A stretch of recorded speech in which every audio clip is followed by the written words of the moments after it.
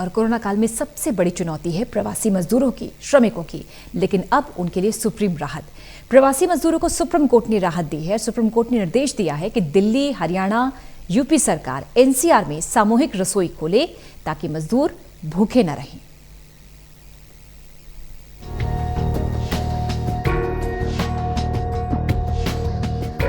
Supreme court ने lockdown की वजह से परेशानी का सामना कर रहे प्रवासी मजदूरों को राहत पहुंचाने के लिए गुरुवार को कुछ निर्देश जारी किए। सुप्रीम कोर्ट ने दिल्ली, हरियाणा और यूपी सरकार को निर्देश दिए कि राष्ट्रीय राजधानी क्षेत्र एनसीआर में आने वाले जिलों में सामूहिक रसोई खोली जाए ताकि मजदूर और उनके परिवार 2 वक्त का खाना खा सकें। कोर्ट ने कहा कि सामूहिक रसोइयां जानी मानी जगहों पर होनी चाहिए। कोर्ट ने निर्देश देते हुए कहा कि केंद्र, दिल्ली, यूपी और हरियाणा की सरकार एनसीआर के प्रवासी मजदूरों को राशन मुहैया कराए। ये राशन आत्म भारत स्कीम या किसी भी अन्य स्कीम के तहत दिया जा सकता है।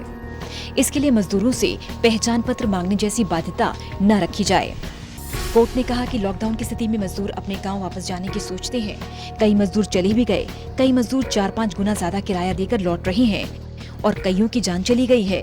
हमें फाइनेंशियल निर्देश देने की भी याचिकाएं मिली हैं, पर अभी हमें केंद्र से जवाब मिलना बाकी है। हम दिल्ली एनसीआर के बारे में कुछ निर्देश जारी कर सकते हैं ताकि यहाँ कुछ व्यवस्थाएं की जा सकें।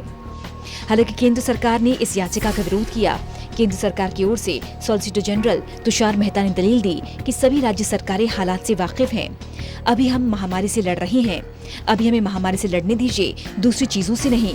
जैसा पहली बार लॉकडाउन में हुआ था वैसा इस बार नहीं है। इस पर सुप्रीम कोर्ट ने कहा कि प्रवासी मजदूर बिना पैसे और रोजगार के कैसे गुजर कर सकते हैं। फिलहाल कुछ तो सहारा दिया जाना चाहिए। आपको कठोर सच्चाइयों को समझना ही होगा।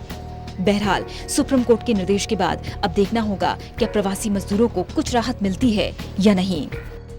National desk, total news.